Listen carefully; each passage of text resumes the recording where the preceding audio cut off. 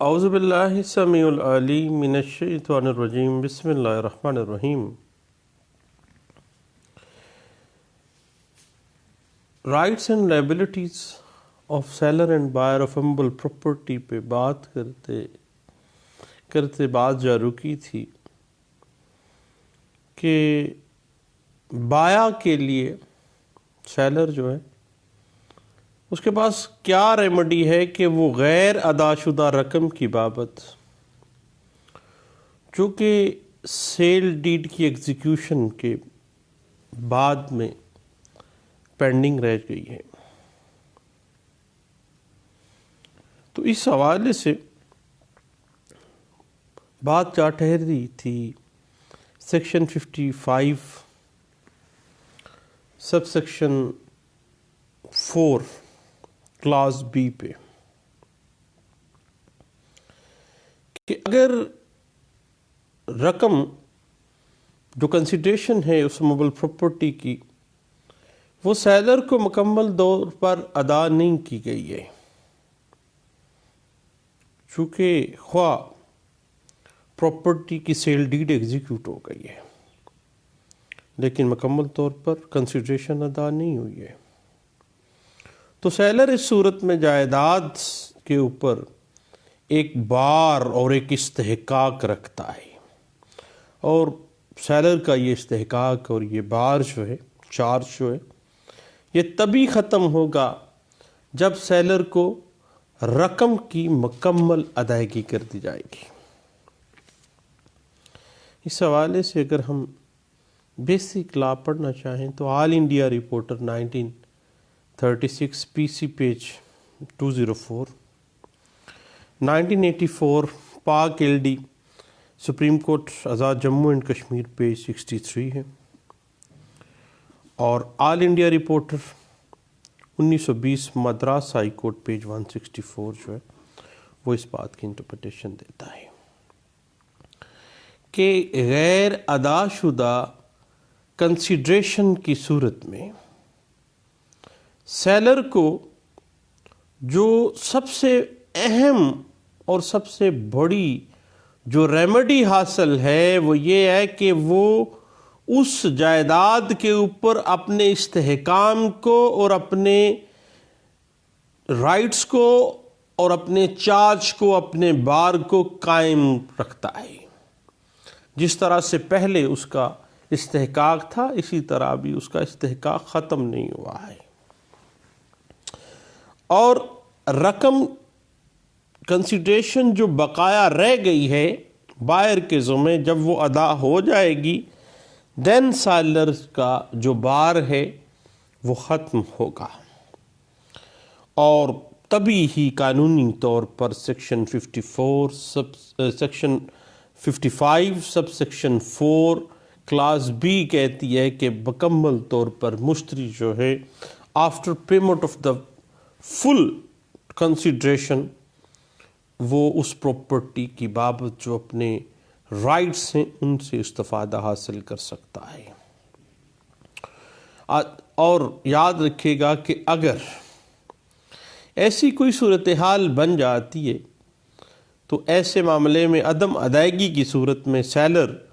Competent court of civil jurisdiction جو عدالت دیوانی ہے اس میں ریکوری سوٹ فائل کر کے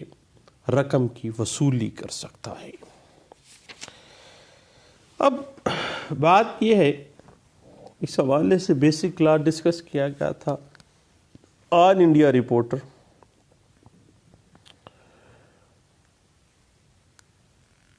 1945 مدراس ہائی کورٹ پیج 407 میں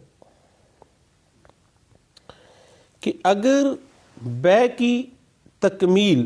بذریعہ ڈیڈ مکمل ہو چکی ہو اور جو زر بدل ہے یا زر بدل مکمل طور پر یا اس زر بدل کا کچھ حصہ ادا کیا جانا باقی ہے، تو پھر section 55 sub section 4 class be جو ہے وہ سیلر کو یہ رائٹ دے دیتی ہے کہ غیر ادا شدہ کنسیڈریشن کی بنا پر اس پراپرٹی پر وہ بار قائم کر لے، استحقاق اپنا برقرار رکھے۔ صرف یہ بات کہ بائر نے غیر ادا شدہ کنسیڈریشن کی پیمنٹ کے لیے ایک پرو نوٹ یا ایک پریمسری نوٹ یا ایک چیک تحریر کر دیا تھا، اب جائیداد پر بایا کے حق کے بار کے استحقاق کو ختم نہیں کرتا۔ جب وہ چیک کیش ہو جائے گا، وہ پرمیسری نوٹ کیش ہو جائے گا، جب وہ پرو نوٹ کا پیسہ اس کو مل جائے گا، دین چارج ختم ہوگا، دین اس کا استحقاق سیلر کا ختم ہوگا، اس وقت تک وہ بار موجود رہے گا۔ اب ایموبل پراپرٹی پر کوئی بھی جو چیک ہے، پوسٹ ڈیٹڈ بھی اس نے دے دیا، پرمیسری نوٹ دے دیا یا پرو نوٹ دے دیا، اس سے کوئی فرق نہیں پڑتا، اس کا بار ختم نہیں ہوتا۔ خواہ سیلر نے اس پرو نوٹ پہ، اس پرمیسری نوٹ پہ یا اس چیک پہ اگر ڈگری بھی حاصل کر لیا نا، آرڈر 37 سی پی سی 1908 کے تحت نیگوشیبل انسٹرومنٹ پہ، تو اس سلسلے میں اگر اس نے ڈگری بھی حاصل کر رہی ہے، تو جب تک اس کو رقم وصول نہیں ہو جاتی، رقم وصول نہ ہونے تک اس کا بار جو ہے سیلر کا اس پراپرٹی کے اوپر برقرار رہے گا۔ اور اس حوالے سے آپ ایک بڑی ٹیکنیکلٹیز ہے جو کہ یہ ہے کہ اگر سیل ڈیڈ کے اندر یہ کنڈیشن رکھی گئی کہ اگر پراپرٹی سے زائد آمدنی حاصل ہو تو زائد رقم ادا کی جائے گی، اور اگر یہ اضافی رقم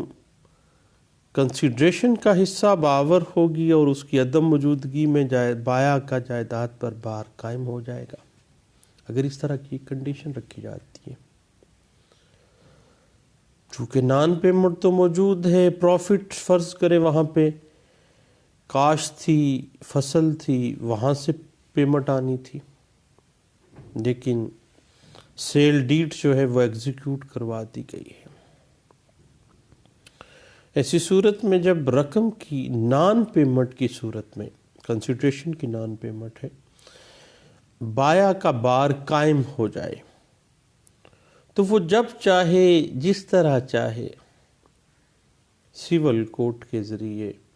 ریکوری سوٹ کر کے بائر سے رقم کی وصولی کا مطالبہ کر سکتا ہے، اور اگر بائر رقم کی ادائیگی سے انکار کرے یا مکرنے کی کوشش کرے تو وہ بذریعہ کورٹ رقم کی وصولیاب بھی کروا سکتا ہے، اور ریکوری اس کا حق ہے جو اس کو ملے گی، اس وقت تک اس عدالت اس کو لے کے دے گی، ادروائز اس کی سیلر کا جو چارج ہے، جو بار ہے، جو استحقاق ہے اس پراپرٹی پہ، وہ برقرار رہے گا۔ اس بات کو all India reporter 1952 Calcutta high court page 93 میں بھی ڈسکس کیا گیا تھا، اور اس حوالے سے 1913 Punjab revenue page 39، all India reporter 1918 Madras high court page 82 میں،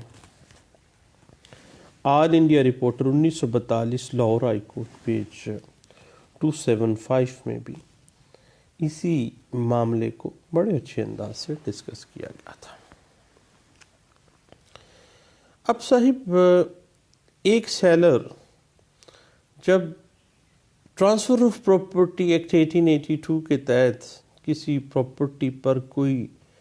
چارج حاصل کرتا ہے، کیونکہ اس کو وہ ان پیڈ سیلر ہے ایموبل پراپرٹی کا، پراپرٹی دے دی، پیسہ نہیں لبا، پارشلی کچھ رہتا ہے یا بعض صورتوں میں سارا ہی رہتا ہے، چیک دے کے رجسٹری کروائی ہوئی ہے انہوں نے، تو ایسی جائیداد کے اوپر، ایسی جو چارج ہے وہ وصولی ادائیگی ہوگی. اور اس کے علاوہ آپ کو پتہ ہے کہ آرڈر 34 رول 15 مجموعہ ضابطہ دیوانی 1908 جو ہے وہ بھی اپلائی ہوتا ہے. اور یہ جو چارج یا بار اسی پراپرٹی کے اوپر آ جاتا ہے، اگر ہم اس کی لیگل نیچر کو دیکھیں تو وہ چارج اس طرح کا ہے جس طرح سے ایک سمپل مارٹگیج ہے. اس طرح کے ایک، یعنی جیسے زمین سیل ڈیڈ تو انہوں نے کر لی، پیسہ ابھی باقی ہے، ایسے ہی لگتا ہے جیسے کوئی سمپل مارٹگیج ہے، جیسے زمین گہنے پڑی ہوئی ہے. اگرچہ یہ بات درست ہے کہ جب کسی پراپرٹی پر کنسیڈریشن کی عدم ادائیگی پر بار قائم ہو جائے تو پراپرٹی میں سے کوئی مفاد جو سیلر کے حق میں منتقل نہیں ہوتا، لیکن قانون کی روح سے اس کے حق میں، چونکہ وہ ان پیڈ سیلر ہے، ایک رائٹ، ایک چارج، ایک بار تو موجود ہے. اور بار کا حامل وہ سیلر جو ہے رقم کی وصولیابی کا تو حقدار ہے، اور رقم کی وصولیابی کے لیے قانون کا سہارا لینے کا تو وہ روادار ہے یا نہیں ہے. قانون اسی بات کا تقاضا کرتا ہے. اسی طرح ایک سمپل مارٹگیج کی طرح وہ پراپرٹی جو ہے وہ ریکوری کے لیے اٹیچ بھی کی جا سکتی ہے. اور اس سلسلے میں ایک پریلیمنری ڈگری برائے فروخت جائیداد بھی عدالت صادر کر سکتی ہے اسی پراپرٹی کی فروختگی کے حوالے سے، تاکہ ان پیڈ سیلر کو ریمیڈی جو ہے وہ پرووائڈ کی جا سکے. اور سیکشن 54 سب سیکشن 4 اگر سیکشن 55 سب سیکشن 4 جو ہے 55(4)B جو ہے وہ اس طرح سے چارج کریٹ کرتی ہے جس طرح سے ایک سمپل مارٹگیج ہوتی ہے. اور اسی طرح ہی اس کی ریمیڈی بھی اویل کر سکتا ہے ایک ان پیڈ سیلر، جس طرح سے ایک جو مارٹگیجی ہے وہ ریکوری کے لیے باقاعدہ طور پر کورٹ میں آتا ہے اور اپنی ریکوری فائل کر سکتا ہے.